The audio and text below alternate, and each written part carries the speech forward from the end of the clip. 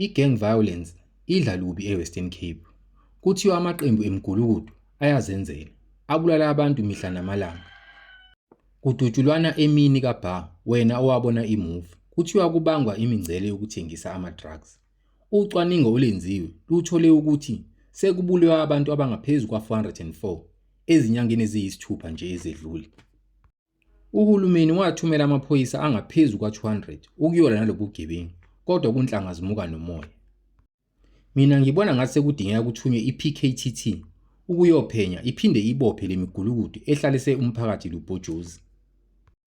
Ngikusho lokhu ngenxa yempumelelo ye-PKTT ekuphenyeni iphinde ibophe izigilamkhuba ebezibulala osopolitiki nebezibulala amakhosi nezinduna.